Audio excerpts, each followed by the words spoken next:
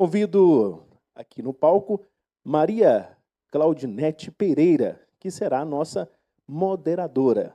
Também as participantes, diretora da PLS, Marisa César, Marilene Andrade Ferreira, da Parex, Lu Cocosa, Existe um Lugar, Inova e ITT.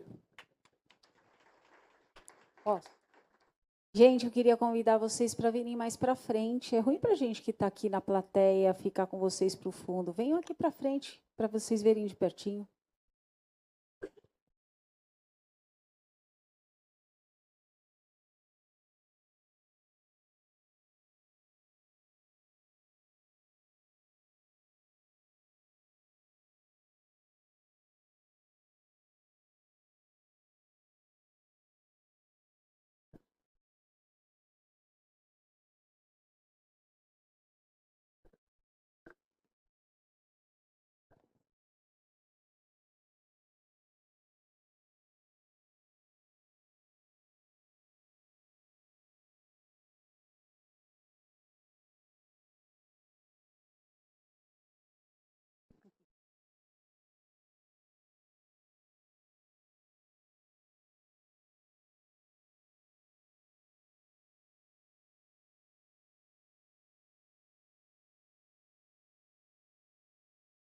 Bom dia.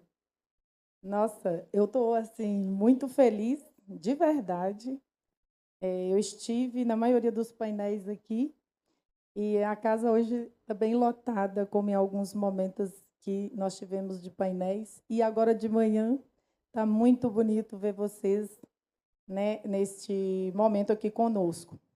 Quero agradecer o Rossandro, né, e a equipe R2, porque foi pensado um momento como este, na verdade, pela primeira vez, se eu não estiver enganada, e foi pensar um painel voltado exatamente para a gente refletir alguns pontos, né, do desenvolvimento territorial. E nesses 3 dias, nesses 2 dias e meio que a gente estivemos aqui, a maioria dos palestrantes discutiram e debateram sobre desenvolvimento territorial, desenvolvimento econômico. Foram tantas abordagens e este momento aqui agora é para a gente rever o que esse desenvolvimento territorial faz para uma comunidade, um município. E nós vivemos, né, tantas oportunidades e capacidades que as empresas que estão nas regiões do lítio podem transformar esses territórios. E a discussão aqui hoje é exatamente refletir sobre alguns pontos. Que esse desenvolvimento ele não é apenas o desenvolvimento econômico, desenvolvimento através de geração de emprego e renda, mas ele é um desenvolvimento através das pessoas.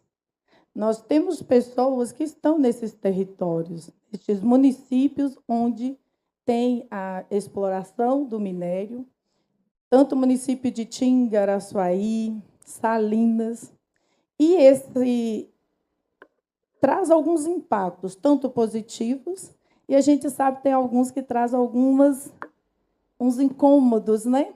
E um deles a gente percebe que tem para a gente refletir sobre esses pontos. E aqui a gente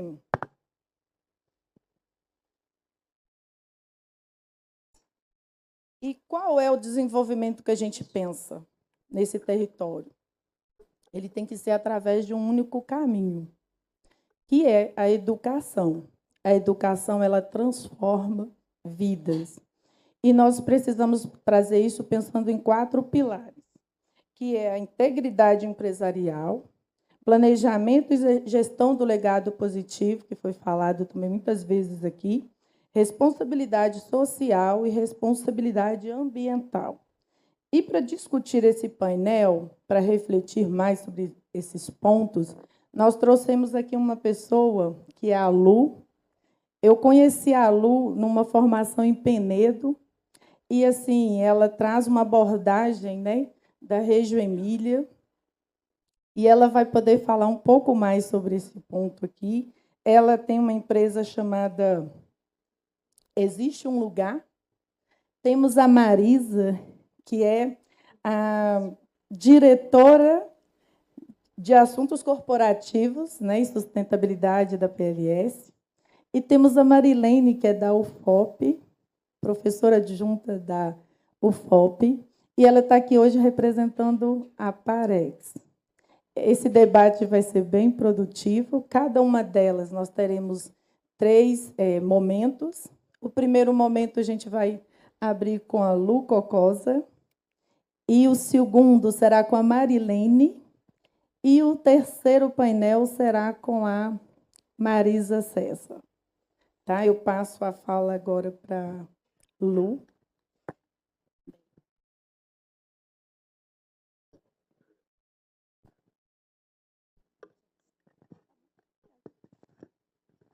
Bem, bom dia. Nossa, é um prazer muito grande estar aqui. Muito obrigada pelo convite, pelo encontro. De Penedo para cá, muitas coisas aconteceram, mas eu queria começar falando, né, quando a gente é jovem há muito tempo, a história é longa, então eu vou contar só um pedacinho. A emoção de estar aqui nesse evento remete ao meu primeiro emprego, e o meu primeiro emprego, quem me deu foi Minas Gerais, apesar de eu estar vindo aqui pela segunda vez na vida. Por quê? Porque daqui saía o óxido de uranila, e daqui de Minas ia para a USP, era transformado em hexafluoreto de urânio, e depois ia para Aramar, perto de Sorocaba, onde eu trabalhava e era responsável por uma usina de enriquecimento de urânio para podermos fazer um submarino nuclear. Era uma empresa da Marinha e eu trabalhei alguns anos lá. Então, a minha história profissional começa com Minas. Então, eu vou trazer agora para vocês um pouquinho do que eu gostaria de deixar. Opa. Vamos ver. Como eu passei esses dias, e vocês falaram muito sobre indústria, falamos muito sobre o mundo do trabalho, eu gostaria de falar que eu faço uma distinção do mundo do trabalho para o mercado de trabalho. Então, eu gostaria que a gente pensasse um pouco nisso durante a minha apresentação. Para falar de Reggio Emília, eu vou trazer rapidamente algumas imagens de um paralelo que se faz com as empresas, com as indústrias, de 1.0 a 5.0, e como que essas indústrias conversam com as escolas que estão passando pelas nossas vidas, tá bom? Eu coloquei aqui essa frase, que é um provérbio africano, que é preciso uma aldeia inteira para criar uma criança, e isso é verdade. A gente vai discutir muito sobre isso. Agora vamos ver. Para cá? Para cá? Ah, muito obrigada. Bem, aqui vocês têm um painel que fala da mudança na indústria de 1.0, quando a gente está em 1777, e você tem a máquina a vapor e a mecanização inicial da indústria têxtil. Essa é a primeira indústria que a gente tem. Depois, 1850, exploração do petróleo, desenvolvimento da energia elétrica.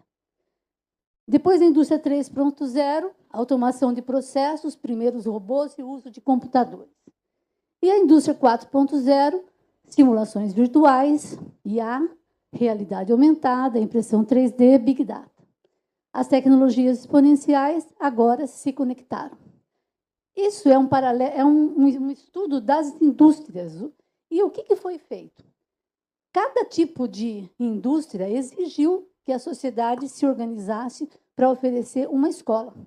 Então, nós temos uma escola 1.0, 2.0, 3.0, 4.0 e 5.0. A escola 1.0, ninguém daqui estudou, né? Que é uma escola de reis e rainhas, onde você tinha uma única pessoa ensinando tudo para alguém. Era uma escola de elite, exclusivo para quem era muito rico.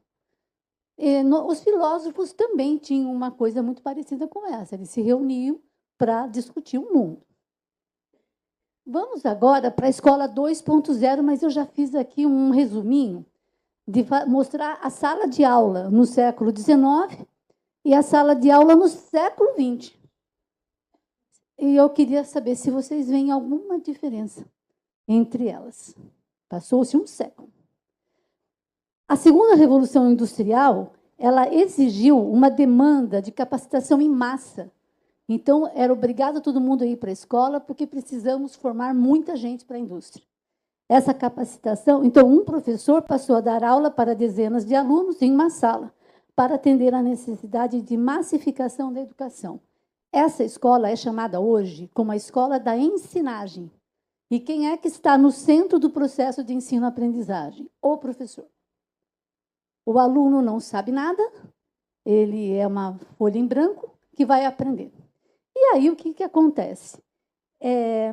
Passando disso, a gente vai para o desenvolvimento que a tecnologia trouxe, que vai formar o conceito 3.0. Aqui nós começamos a pensar que não é mais o professor que está no centro do processo de ensino-aprendizagem. E aí a pergunta, quando a gente contrata um professor, e a gente fala, professor, não é como você ensina, é como que ele aprende. Você tem que olhar para o aluno, porque é ele que passa a estar no centro do processo de ensino-aprendizagem agora. A palavra aqui é colaboração. E aqui não é o professor, aqui a gente já começa a trazer imagens para vocês, para ficar no inconsciente coletivo de vocês, o que é uma pedagogia participativa. E na pedagogia participativa, o professor não faz para o aluno ou pelo aluno. Ele faz com o aluno. Aqui eu trago um paralelo da escola 2.0 e a escola 3.0. A escola 2.0, aquela que todo mundo senta, tem o mesmo material, tem um uniforme igual, a professora é uma só, as carteiras são todas iguais. Você é a escola chamada da igualdade.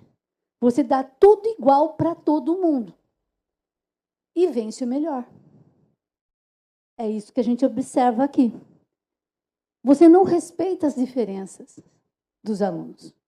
E na escola 3.0, é a escola da equidade. Você dá coisas diferentes para pessoas diferentes. E é essa a escola para que todos tenham a mesma oportunidade. É na oportunidade que vai ficar igual. Essa escola, e agora nós vamos para a escola 4.0, que nós já estamos na era digital, em rede. Se tiver alguma coisa aqui que vocês falam para mim que não é verdade, a gente vai mudar o slide, mas vamos ver se vocês não veem isso hoje. Estamos na era digital, em rede, temos que pensar em metodologias ativas para ensinar os alunos, foco na experiência, no processo, foco no como é ensinado e trabalho em equipe. Lembra daquela sala dos alunos sentados um atrás do outro, trabalhando individualmente?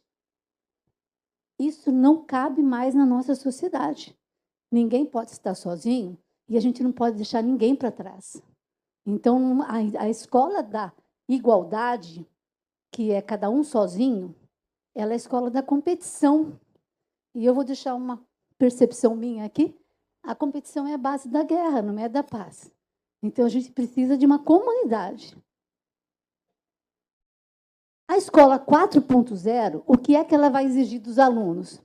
Saber se comunicar bem, ser capaz de lidar com problemas complexos, usar ferramentas e métodos para tomar decisões rapidamente, desbloquear o pensamento criativo. E o aluno da escola 5.0, que é o aluno do século XXI, o que é que nós temos que permitir que a escola, durante o tempo que ele passar na escola, ele consiga se instrumentalizar para o mundo do trabalho? Criatividade, resolução de problemas, consciência cultural e ambiental, inovação, engajamento, comunicação, produtividade, colaboração, Prestação de contas, exploração, iniciativa, responsabilidade, liderança, metacognição e metas habilidades é o que nós temos visto que são necessários também. Isso é uma lista grande, hein, para a escola cuidar, além de tudo que vocês sabem que tem que dar, matemática, saber ler, saber escrever, fazer continha, porcentagem e tal. Bem, aqui eu coloquei rapidamente a escola no meio e tudo que a escola tem que ajudar os alunos e as famílias. Você tem que cuidar da mente, das relações, do mundo, da economia e da sustentabilidade, do corpo e do espírito. Não vou ler tudo isso, que é muita coisa, mas só para vocês saberem que é em tudo isso que a escola pensa hoje. E aí nós vamos para a infância. E por que para a infância? Muita gente pode pensar assim, Reggio Emília e a educação da infância virou moda, porque, vamos pensar agora, a princesa Kate Middleton esteve em Reggio Emília no final de maio, eu estava lá e a princesa estar lá foi muito interessante, porque ela foi para lá para conhecer a abordagem de Reggio Emília. Então, ela vai dar uma luz maior, porque ela quer saber o que se faz em Reggio Emília para levar para o Reino Unido, para a empresa e a associação que ela cuida. Então, ela vai dar uma voz maior para essa, que é uma das mais belas propostas de educação da infância do mundo. E aí, o que acontece? Mas a gente vai falar que foi a princesa, foi a Lu Cocosa, que é apaixonada por Reggio Emília, que vai mudar isso? Não. Quem mudou o olhar para a infância no mundo foi...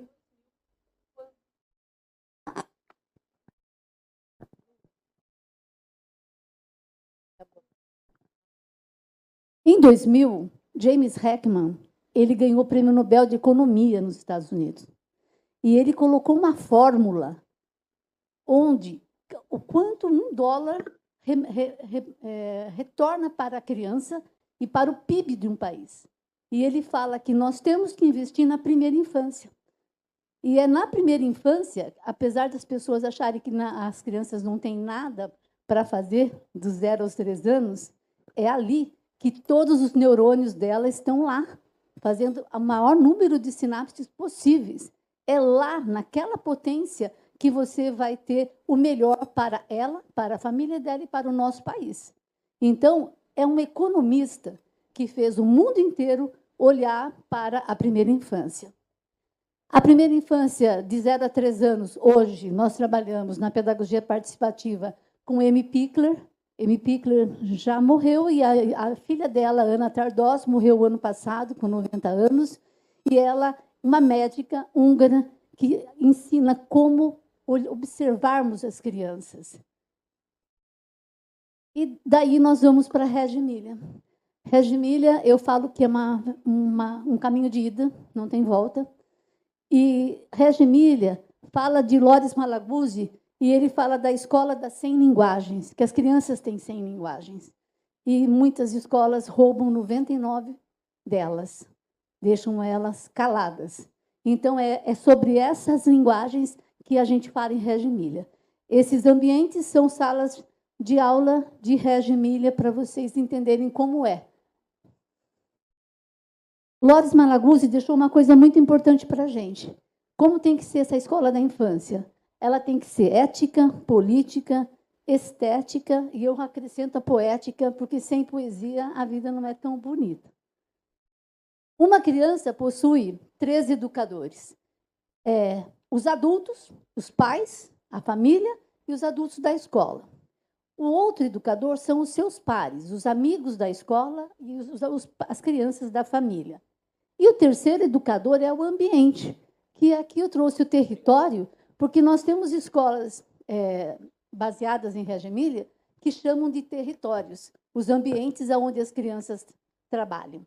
Então, aqui, como vocês falam tanto do território, vocês têm um potente educador nesse território.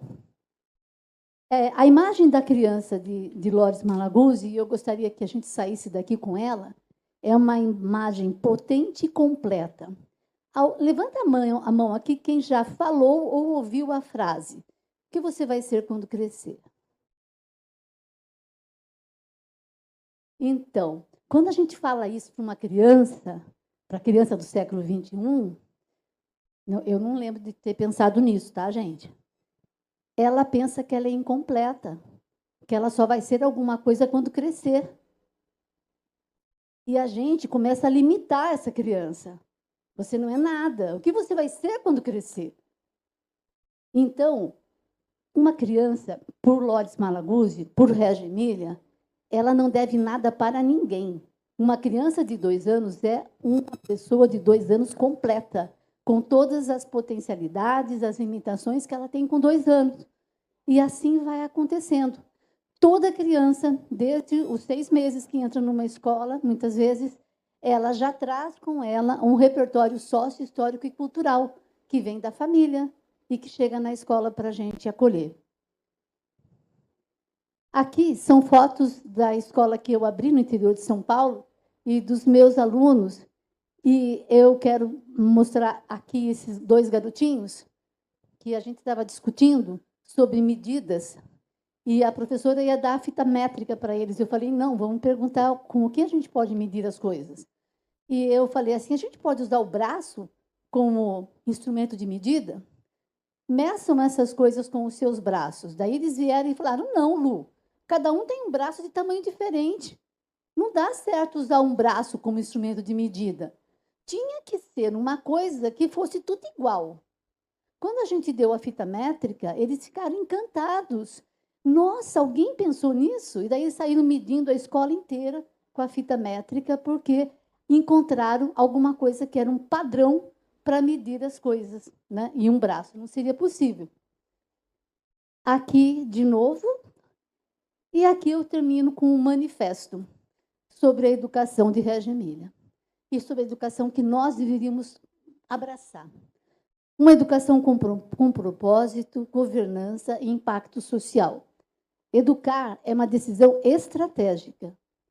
As escolhas pedagógicas refletem valores institucionais, orientam a gestão e produzem impactos duradouros na sociedade. Defendemos uma pedagogia das coisas bonitas, aquela que articula excelência acadêmica, desenvolvimento humano e responsabilidade social. Uma educação que reconhece a curiosidade como motor da inovação, a escuta como fundamento da liderança e a pergunta como instrumento de pensamento crítico e tomada de decisão. A aprendizagem, nesse contexto, é compreendida de forma integral, vai além do desempenho cognitivo e considera competências socioemocionais, éticas e colaborativas, essenciais para a formação de sujeitos autônomos e comprometidos com o bem comum. Eu deixo essa frase da Lia Luft, que ela... Eu não tenho tatuagem, mas se eu fosse tatuar, eu ia tatuar essa frase, que é: a infância é um chão que a gente pisa a vida inteira.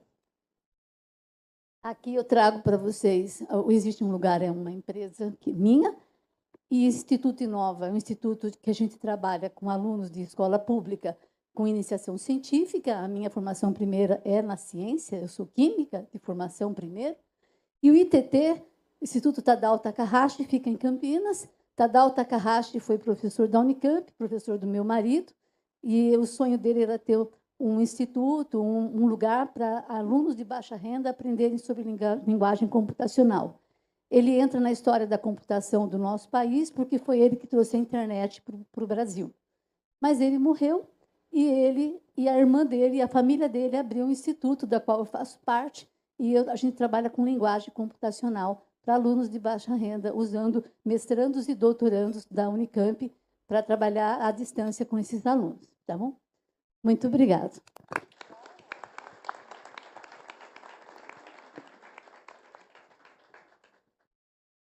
E já começamos o início de uma reflexão, que é aquela que a gente vê que, ao valorizar e reconhecer a infância como instrumento de perceber as potencialidades das crianças, a gente identifica que é essa a base.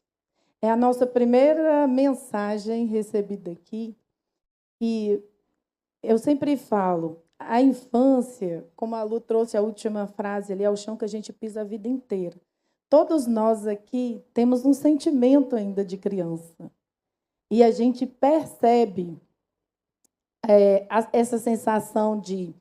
Quando a gente está com uma criança, a gente remete à nossa infância mesmo, à nossa criança interior. E quando a Lu traz aí dessa proposta, né, que da Reggio Emília, a gente também faz uma outra reflexão de que é possível fazer a transformação a partir de algumas ações muito simples. É porque aqui a gente não tem tempo. Mas se tivesse para a gente aprofundar na ideia, na pedagogia de Reggio Emília, a gente ia sair daqui vislumbrado e imaginando um cenário que a gente fala assim, como eu não pensei nisso antes?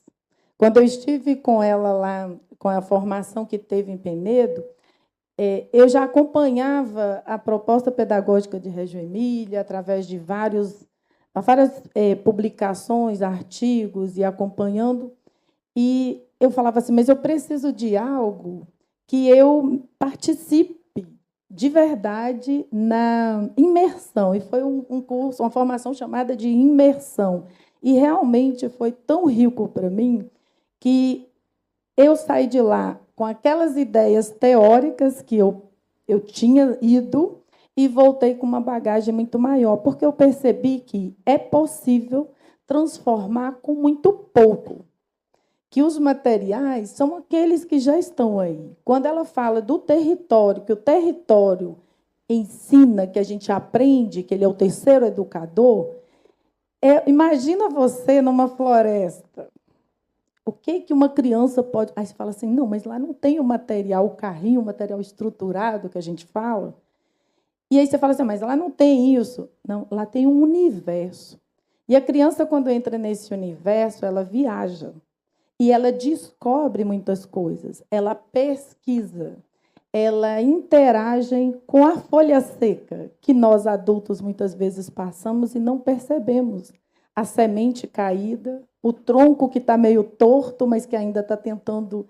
Eu estou falando isso como uma forma da gente entender que é possível com bem pouco. E é a partir daí dessa semente plantada na infância, quando ela fala que às vezes, a gente pode, a criança, quando a gente pergunta ela o que ela quer ser quando crescer, ela está sendo um universo, um mundo. E, para ela, o mundo é isso que ela tem para explorar. Ela não tem um espaço limitado. E, a partir, quando a gente está falando isso, aí você fala, mas por que trazer isso agora, dentro de um debate intenso? É porque para a gente repensar mesmo as nossas práticas e perceber que é possível com pouco, sim. E é aí na infância. E os impactos que, às vezes, eu vou falar aqui da educação, um pouquinho de Araçuaí, sem entrar muito, porque não temos tempo, mas a gente percebe que há um impacto também, que a gente sentiu isso no município de Araçuaí, eu vou falar porque eu trabalho lá, no aumento que cresce essa infância que a gente está falando, a gente ainda são os desafios e as dores que todos os municípios têm. São poucos no país que já conseguiu aí alcançar o atendimento integral de todas as crianças que que precisa de vaga em creche. E a gente está falando de crianças bem bebezinhas, a partir de 4 meses, 1 aninho. E esse impacto ele traz algumas situações e que é bom que as empresas mineradoras que estão nos territórios reflitam sobre o que eu posso fazer. Quando a gente ouve aqui que a gente quer inserir a mulher na mineração, nos trabalhos, no mundo do trabalho, eu estou pensando como que ela vai conseguir estar nesse mercado de trabalho, como que eu vou inserir essa mulher no mercado de trabalho, como que ela vai conseguir trabalhar sem se preocupar que o filho dela não tem onde ficar. E, às vezes, as escolas... Eu não estou falando isso que o poder público sozinho tem que fazer isso, é o contrário. São todos juntos, pensando ações que possa imaginar que é possível construir, avançar, que não são desafios de um dia para o outro, não são situações que a gente vai vencer de um dia para o outro. No município de Araçuaí, por exemplo, a gente tem uma lista de espera muito grande. Não tão grande, são 80 crianças hoje na lista de espera. Porém, nós temos aí, a maior parte delas é exatamente nesse primeiro aninho de vida, que é de 4 meses há 1 ano e 11 meses. Esse é o desafio que o município de Araçuaí tem e que o município de Salinas também tem. Eu não tenho certeza agora se o município de Itinga tem essa mesma dor. Aí a gente fala assim, ué, mas e o que a gente pode fazer? É aí que nós vamos sair daqui hoje refletindo sobre isso. O que cada um de nós podemos fazer para que isso seja, a gente consiga avançar nisso aí? Não é de um dia para o outro, daqui 1 ano, 2 anos. A gente vai levar aí, é de longo prazo. Mas o município dá conta, as prefeituras dão conta, eu vou falar isso pelo município de Araçuaí, que a gente sente, que quando vem muita gente para trabalhar, vem muita gente de fora. Isso impacta não só a educação, mas impacta também a saúde e todos os outros setores. E a gente precisa rever. O que é que eu quero desenvolver nesse município? A gente precisa pensar esses pilares todos. Para atender sozinho não é possível, mas o que é que nós, como sociedade, como empresa, como universidade, que aí também vem outras situações de demandas, que é a formação de profissionais também, que a qualidade da educação ela depende da formação profissional. São vários fatores. E nesse momento agora, que a gente for falar que a gente vai ficar o dia todo falando, mas a gente tem agora, vou chamar a Marilene, que é representando aqui a Parex, para falar um pouco, né, sobre o que a Parex vem desenvolvendo, né, para os territórios ou de proposta que tem para onde ela está atuando. Professora fala de pé, né? Sou professora da Universidade Federal de Ouro Preto. Eu gostaria de cumprimentar todos que estão aqui presentes, de uma forma especial, agradecer o espaço concedido à Parex pelo professor Rossandro, cumprimentar meus colegas de painel e dizer para todos que é uma satisfação imensa poder estar aqui para a gente falar de um projeto que a Parex vem desenvolvendo e que, para nós, é muito caro. Ele tem... antes eu gostaria também de cumprimentar os 2 diretores que estão aqui da Parex, que para a gente não temos mais gente, porque o pessoal está longe, mas me sinto extremamente privilegiada pela presença do Inácio, que é diretor de projetos, e pela Raquel, que é diretora de marketing.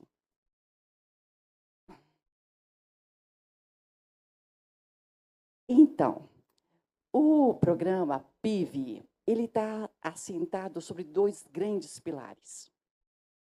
E é nesse viés da educação que é proposto que eu vou apresentar esse programa. Quais são esses pilares? É o pilar do acesso à educação ao nível superior e o acesso ao trabalho. Um programa que tem como 2 grandes parceiros a escola pública, os alunos egressos do ensino médio da escola pública e os colaboradores da Parex. E sobre esses 2 pilares é que o programa se sustenta. Então, vamos. Por que PIV? Olha que nome diferente. Pessoas inteligentes com vontade de engrandecer. Esse nome ele é criado pelo dono da Parex, que é o Benedito Andrade, e quando a gente estava discutindo sobre isso, ele falou, não, veja bem, é isso mesmo, Marilene. Os nossos alunos são pessoas inteligentes, com vontade de engrandecer, e que tem muitos que não têm a oportunidade. E daí o projeto vai crescendo, e hoje nós temos PIVs formados, que é o caso da Raquel, que é a nossa diretora de marketing, que para nós ela formou esse ano e já é uma diretora. Bom, então o PIV, ele...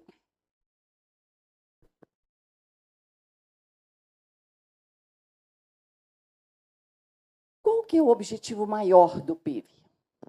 Promover a formação acadêmica, profissional e humana de jovens talentos egressos da escola pública com vulnerabilidade econômica por meio da integração entre educação superior, experiência prática de trabalho e acompanhamento institucional, visando sua inserção qualificada no mercado de trabalho e seu desenvolvimento pessoal e social.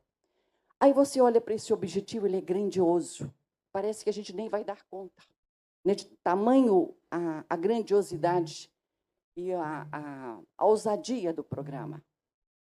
Uma coisa é a gente formar jovens em cursos de aperfeiçoamento, que são cursos de 360 horas de pós-graduação, cursos técnicos que vão entre 800 horas e 1.200 horas.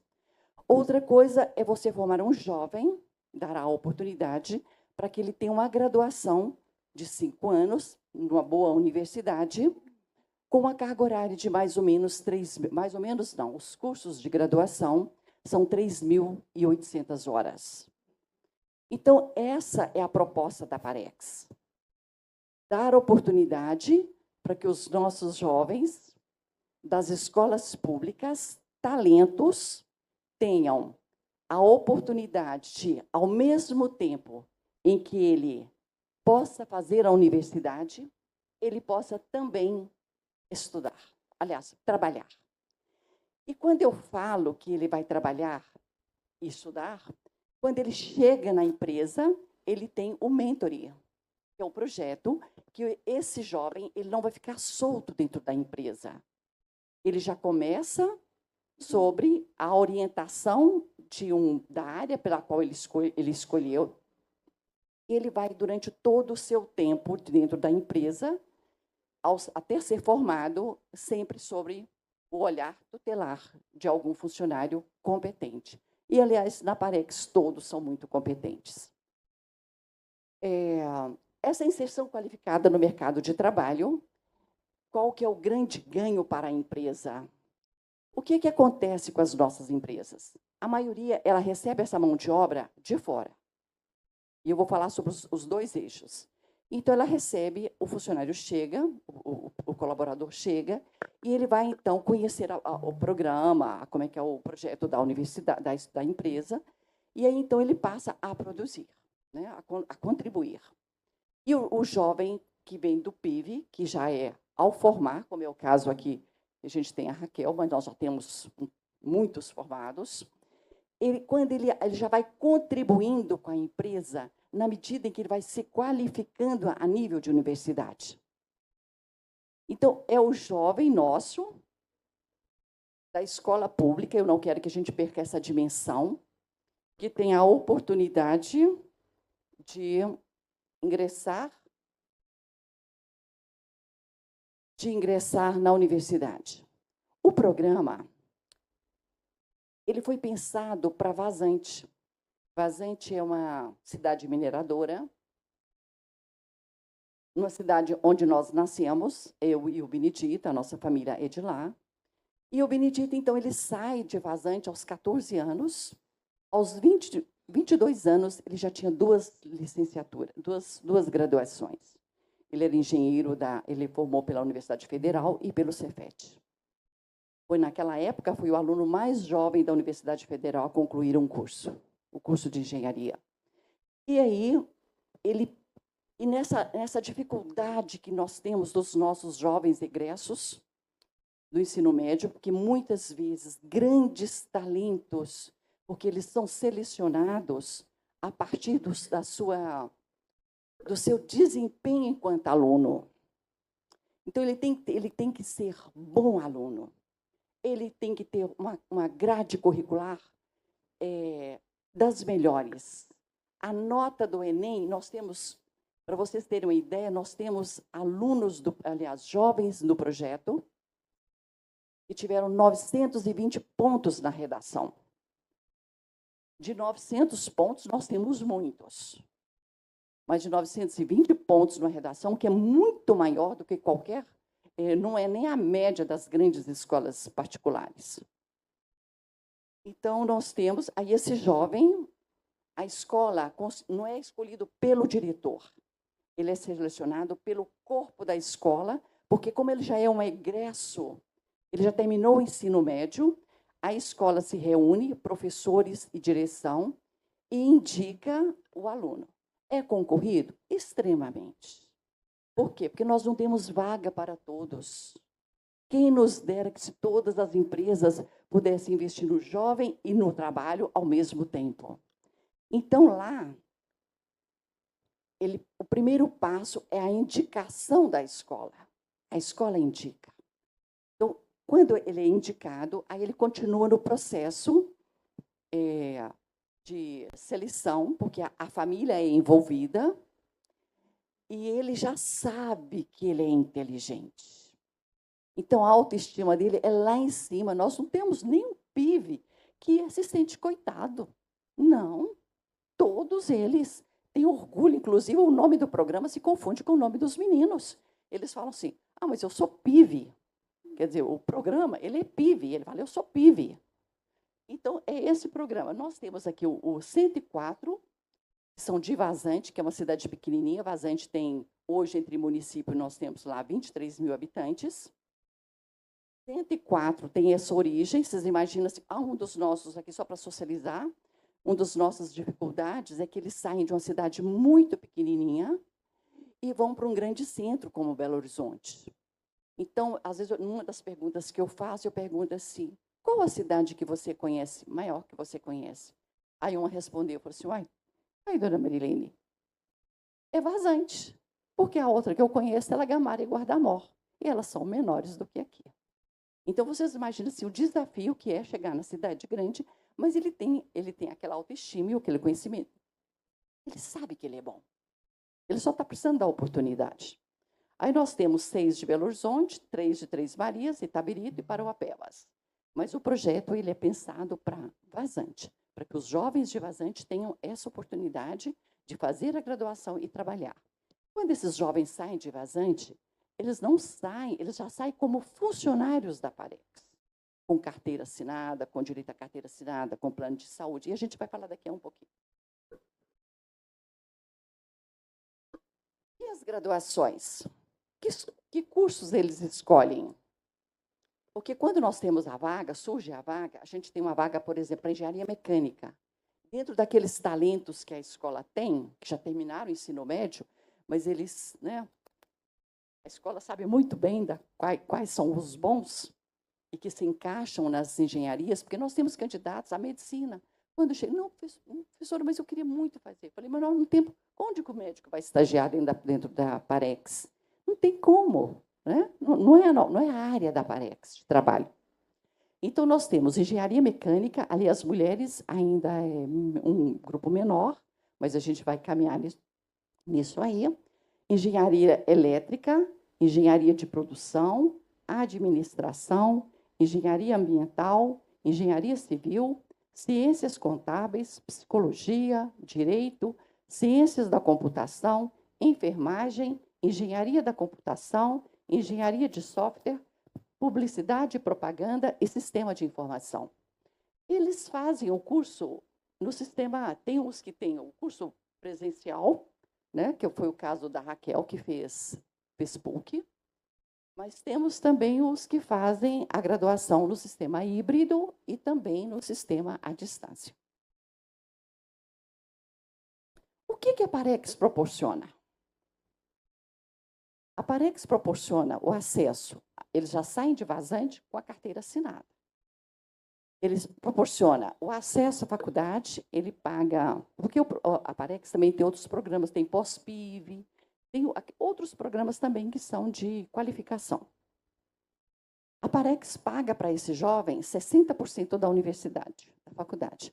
E eu perguntei para o Benedito, por que, já que a Parex que está subsidiando, por que a Parex não paga o curso todo? E ele sabiamente virou para mim e falou assim, não, Marilene, não pode. Sabe por quê? Os meninos têm que tirar o dinheiro do bolso para poder pagar a universidade, para eles darem valor. Aí você pergunta, mas eles precisam do dinheiro da família? Não. O dinheiro que eles ganham é o suficiente para poder custear as suas despesas lá e fazer a faculdade. A Parex, então, eles já saem de carteira assinada. Eles saem de carteira assinada. A moradia é também proporcionada pela Parex. Nós temos 11 repúblicas, 6 masculinas e 5 femininas, que são todas bem equipadas. E, inclusive, a faxineira, uma vez por semana, vai para fazer a limpeza para os meninos, sobrarem tempo também para os meninos e as meninas poderem estudar e descansar um pouco, né? Porque a maioria estudam à noite, trabalham durante o dia. Aliás, quem não estuda à noite, todos trabalham durante o dia. Uns estudam à noite e outros fazem curso à distância. A alimentação é 100% subsidiada, que é o Vale Alimentação, o transporte, o plano de saúde, que é a Unimed, e lá no norte, em Parauapebas, é um outro plano de saúde. A Apvida, do Rio Grande do Pará. E tem e os uniformes. E aqui a gente tem uma diferencial muito grande na formação, que é a biblioteca. Essa biblioteca, livraria, a gente chama livraria dos PIVs. Por quê? Porque, além da formação acadêmica proporcionada pela universidade, esses meninos têm que lerem uma bibliografia que lhes permitirão fazer a diferença e vir a ocupar cargos de gestão dentro da empresa. Então, eles têm que serem diferentes, e eles sabem disso. Quando eles chegam, eles recebem 4 livros, e eles têm que fazer o resumo e entregar para a Raquel. Quando eles entregam o resumo, eles podem pegar outros livros. Mas a livraria também ela é aberta a qualquer funcionário e pessoas de outras empresas. E ontem eu estava aqui, presenciei um diretor, um CEO de uma empresa, falando que ele tinha pegado o livro Ruído, com o Hugo. O Hugo é o vice-presidente do grupo da Parex. E os livros saem aí da livraria. Tá? Então, qualquer pessoa que queira pegar o livro, são áreas, vocês podem observar, que não são disciplinas, uma bibliografia de disciplinas acadêmicas. Aí eles leem marketing, eles leem projeto de pessoas, de formação, livros de inteligência emocional, de IA. Então, é um leque, mas todos devem ler, e ler muito, porque o desafio que lhes esperam, ele é grandioso. Onde que estão os PIVs? A gente fala assim, PIV, parecendo que é os meninos, mas que é o programa, mas que também é os meninos. Nós temos... Quais as áreas que eles atuam? Quais os projetos que eles atuam? No administrativo de Nova Lima, administrativo de Parauapebas, administrativo de Vazante, aporte de águas de Araxá, patrimônio em Vazante, Vale Melhorias de Parauapebas, administrativo em Nova Lima, Caldeiraria em Três Marias, Salome em Parauapebas, Vale Adequação de Parauapebas, Caldeiraria em Vazante, projeto Semi-Oficina em Poços de Caldas, e o projeto da Gerdau, Ouro Minas, e o projeto MSV de Minasul. Então, nesses projetos, os meninos estão alocados. Eles trabalham na Parex e trabalham nesses projetos. Então, ou seja, qual que é a diferença? Eles estão estudando e se formando dentro da empresa, o que vai gerar um custo muito menor para a empresa do que depois fica uma pessoa ali aprendendo a fazer o serviço. Estou fazendo o marketing. E aqui são eles.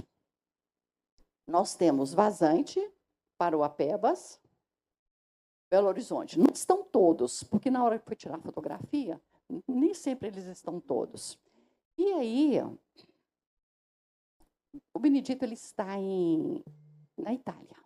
E eu, sentada ali, perguntei para ele o seguinte, porque uma das ideias dele é trazer o programa para Salinas. Por quê? Porque ele tem um lado afetivo muito grande com a cidade, aqui com o povo de Salinas. Aqui é a terra da mulher dele. Aqui é as praças onde o Hugo, que é o vice-presidente, correu, brincou. Então, o carinho pela cidade é muito grande. E eu perguntei para ele assim, posso falar que você vai trazer o programa para Salinas? Ele falou, pode dar a notícia. Então, brevemente, nós vamos ter ali, Vazante.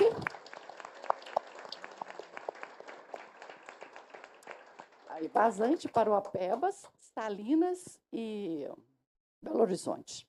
Bom, agora eu trouxe, para certificar um pouco de tudo isso, e na visão dos meninos, um vídeo que é rapidinho, só para que vocês entendam como eles se sentem.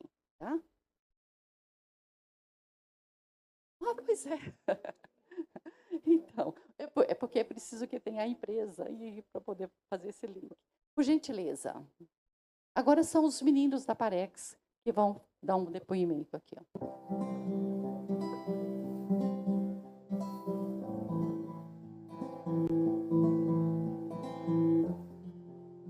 Meu nome é Ana Cecília, tenho 21 anos, sou natural de Vazante.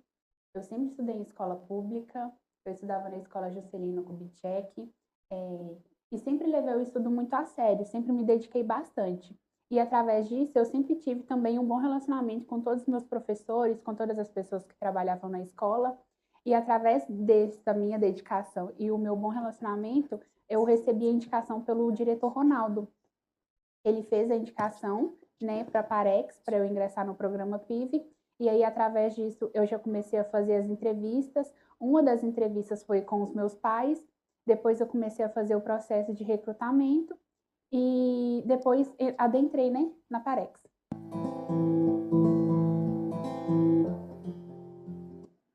Eu faço engenharia civil pela Faculdade UNA, eu estou cursando o 4º período, e o que me fez, né, querer essa faculdade é que, pelo escopo da Parex, pelas obras que ela faz, eu me identifiquei bastante com essa faculdade. E, assim, estando trabalhando e estando cursando ao mesmo tempo, vai ser muito mais fácil, porque eu estou aprendendo tanto na prática, tanto na teoria.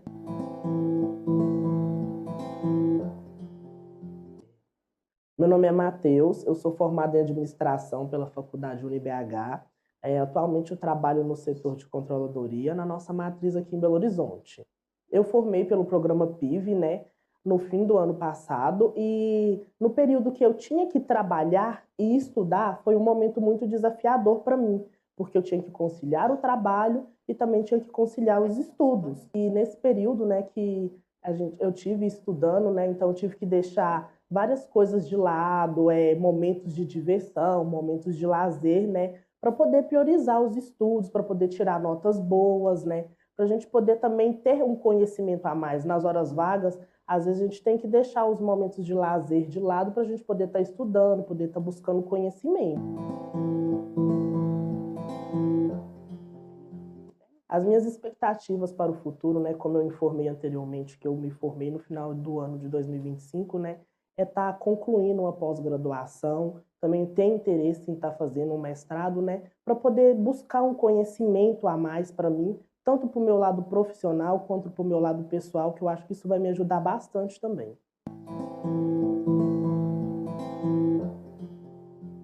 Oi, meu nome é Ana Laura, eu tenho 19 anos, faço psicologia na PUC Minas pelo programa PIC. Sair do interior para estudar em uma cidade grande é muito difícil, né? Principalmente por estar longe da família. Mas eu diria para acreditar no próprio potencial, se dedicar aos estudos, se esforçar, porque realmente todo esforço tem resultado, a curto e a longo prazo.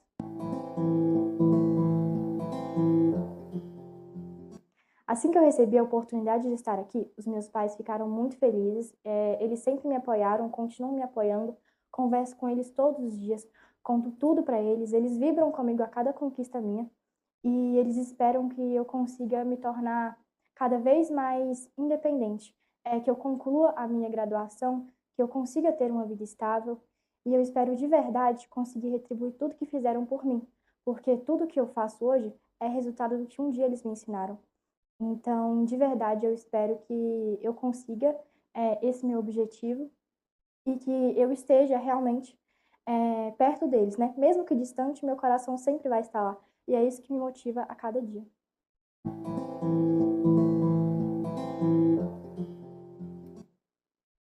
É isso. Muito obrigada.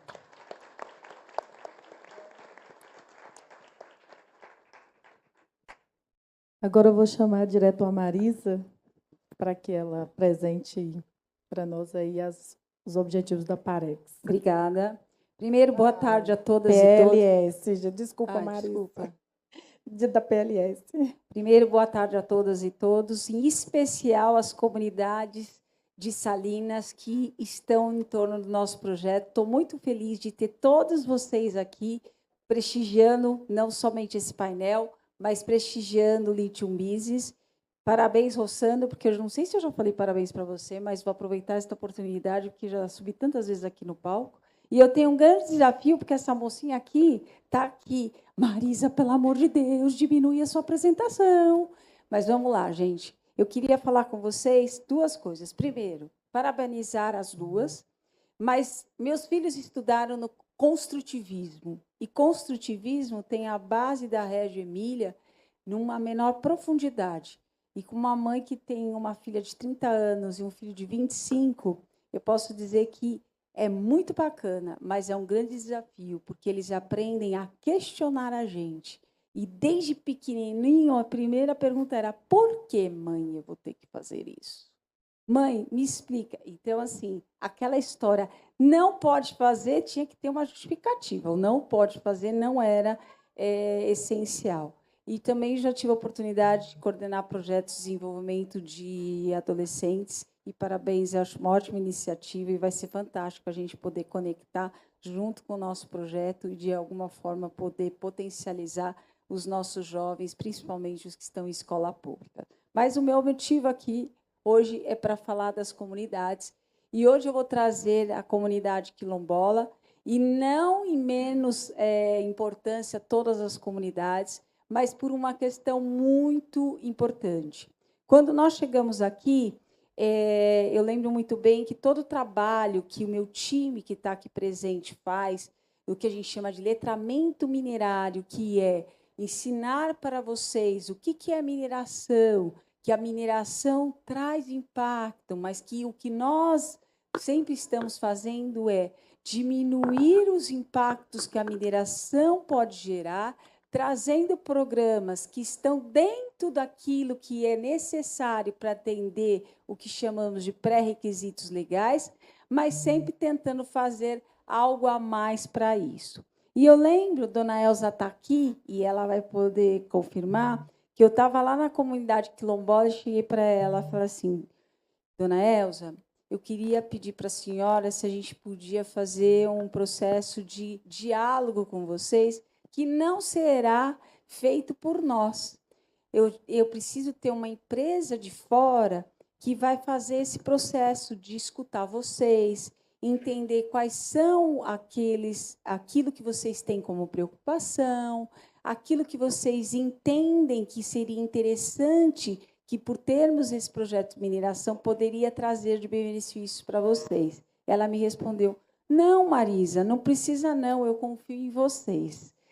Mas aí eu expliquei de novo e ela entendeu, e ela abriu o espaço para a gente fazer a consulta livre pré-informada. De uma forma bem didática, a consulta livre pré-informada, ela deve ser feita em comunidades que chamamos dos povos originários, que são aqueles que são quilombolas e os indígenas. Mas em que situação temos que fazer? Temos que fazer quando nós temos uma comunidade que é reconhecida pela Fundação Palmares, mas que tenha o território delimitado pelo INCRA.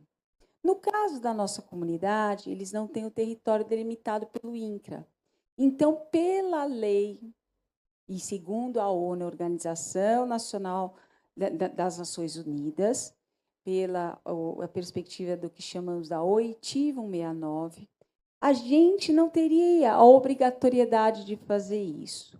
Mas, pelos valores que a empresa tem, a PLS, ela entendeu que ela precisava fazer esse processo de escutar a comunidade. Então, nós encaminhamos para o INCRA uma solicitação para eles validarem, e eles responderam: não é necessário, mas, todavia, a empresa pode fazer.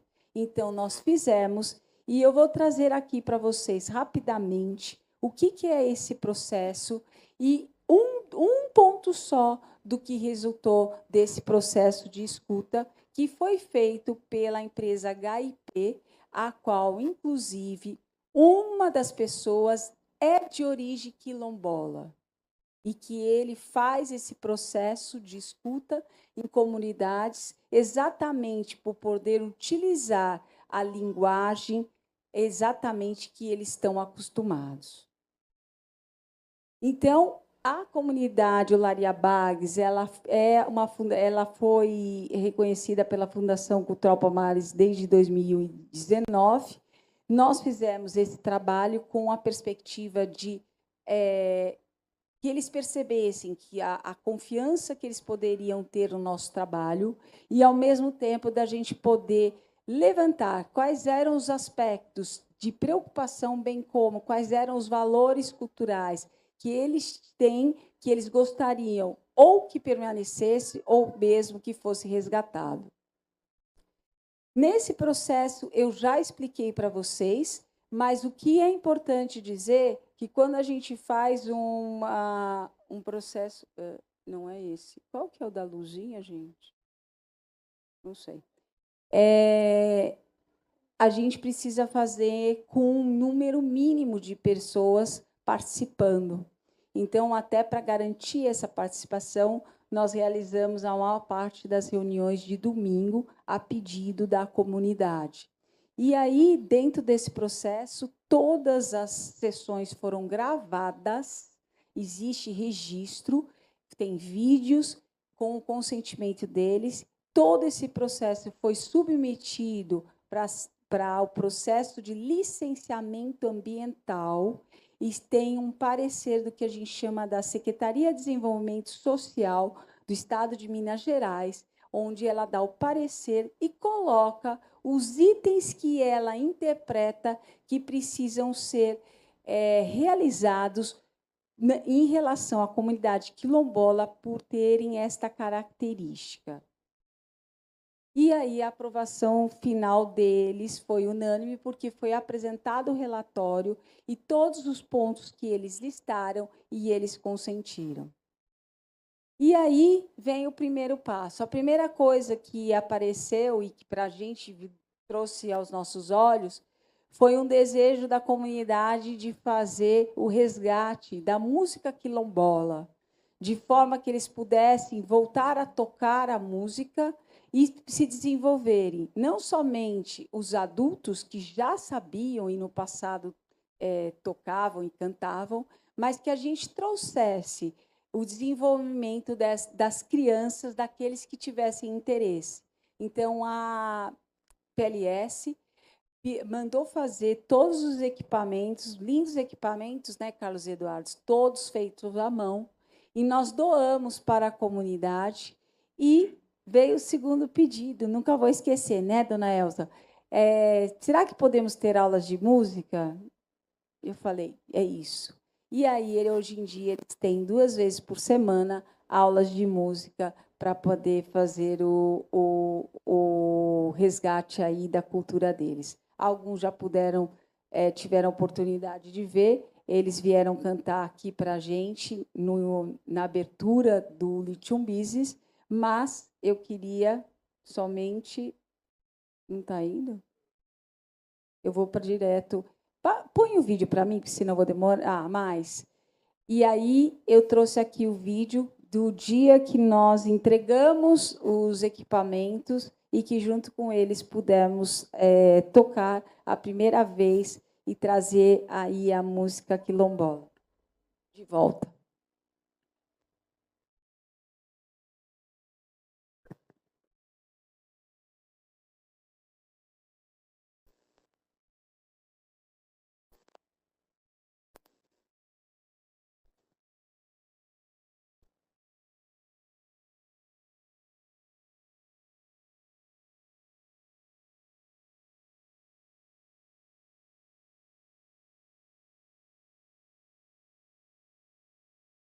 O pessoal está com fome, gente. Vamos?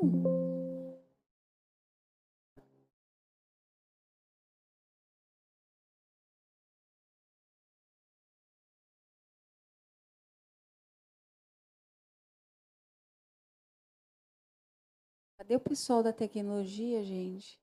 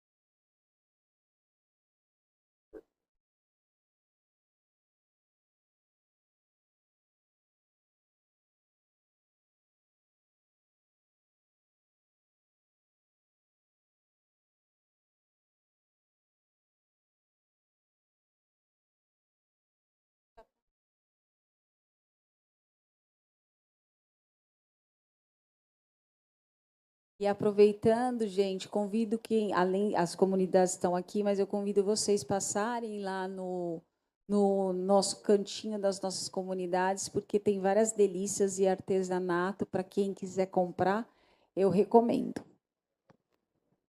Ô, gente, enquanto o vídeo...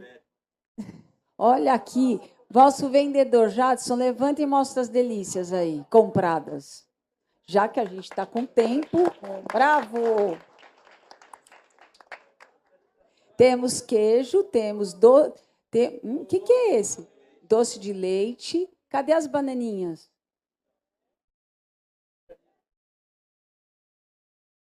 Ele faz a compensação, né? O doce de leite com a bananinha sem açúcar. Muito bem.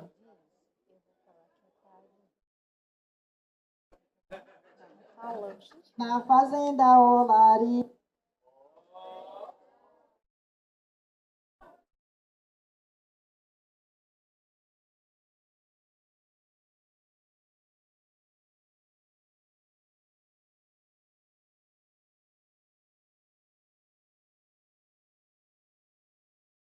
Na fazenda Olaria tem muito o que falar.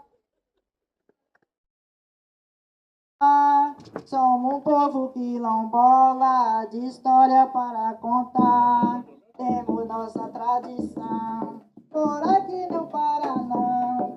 É um ajudando o outro, como do coração. É vem do nosso avô, sem cobrar nenhum tostão.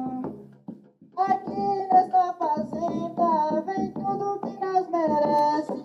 Quero agradecer vocês que vêm da PLS.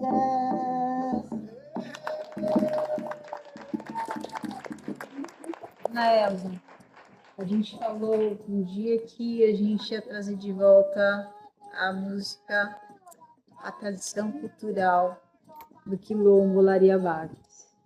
E a gente, para mim é um grande orgulho poder propiciar isso para vocês. A gente fica muito feliz, né, Marisa, Carlos Eduardo, de ver vocês contentes. Isso aí é para resgatar, fortalecer a cultura quilombola. Hoje, para nós, é uma alegria muito grande, né, receber vocês aqui na nossa comunidade, trazendo esses instrumentos para nós. Nós vamos fazer, sim, um bom aproveito desses instrumentos. É momento, né, da gente se emocionar, porque a gente via por aí, né, muitas vezes as pessoas questionando, vocês vão ganhar nada. E eu acreditando, né, que ia sim, porque no nosso coração batia mais forte. Então, estou muito alegre, todo mundo, eu creio que está todos alegres, né, com esses instrumentos. A gente acredita muito que o nosso relacionamento é pautado pela confiança e a gente sabe o quanto vocês acreditam na gente. Então, nosso muito obrigado. Reforço o que o Vitor falou, que se não fossem vocês abrirem as portas para que a gente pudesse demonstrar quem é a empresa, com certeza a gente não estaria nesse momento celebrando e entregando os instrumentos, assim como ajudando e contribuindo para poder ampliar aí a nossa associação para vocês utilizarem da melhor forma possível.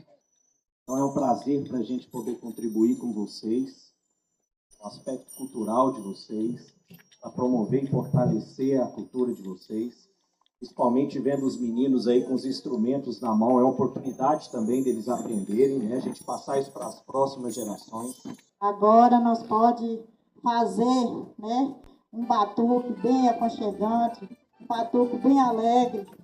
Eu estou muito feliz e creio que a comunidade junto está muito feliz. Eu quero agradecer vocês, Vitor, Eduardo, Marisa, né, e demais da PLS. Vai sereno, vai,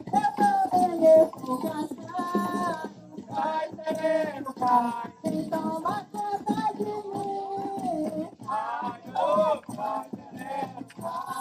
se alguém me perguntar como tudo começou, aqui temos a relíquia, a história do meu avô.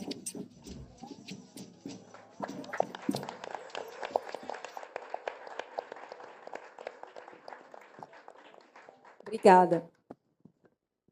E o que a gente pode tirar desses dois projetos, né, apresentado pela Marilene e pela Marisa, é que esses projetos eles trazem um resgate, né, da cultura dos territórios e também fortalece a identidade e o pertencimento, porque é tão importante, né, você se sentir parte deste território. E conecta aí com a proposta Reggio Emília, que quer trazer isso, né, para que valorizemos esse ambiente, esse espaço que a gente tem usado aqui, né, falando muito como território.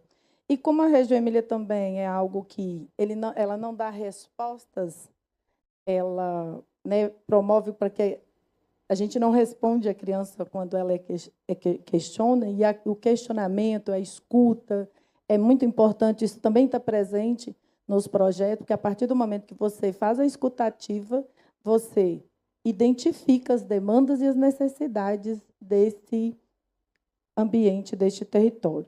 Eu queria deixar aqui para reflexão, e eu vou ler, que são alguns questionamentos para que a gente saia daqui com reflexão. Que território estamos construindo para educar nossas crianças? Que legado queremos deixar quando a riqueza mineral se transformar em memória?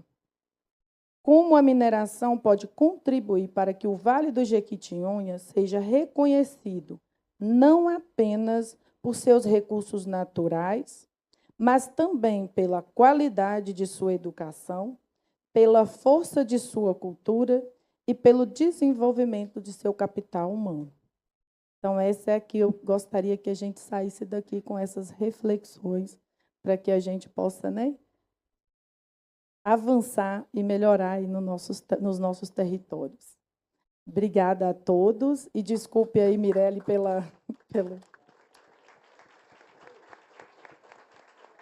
Eu quero quebrar um pouquinho o protocolo, antes de finalizar de vez. Eu quero agradecer, além da presença de todos, agradecer as painelistas aqui comigo, que abrilhantaram aqui esse momento, apresentaram os seus projetos, mas eu sei que acredita que é possível. As três demonstraram aqui para a gente a vontade, que alguém no painel anterior falou, que precisamos ter vontade, mas a gente vai muito além. A gente também, além da vontade, a gente precisa ter coragem para que a gente consiga construir o que a gente puder fazer. Quero também agradecer, em especial, a equipe da Secretaria de Educação de Araçuaí, que eu não podia deixar de dar um abraço e agradecer por estar aqui conosco nesses dias.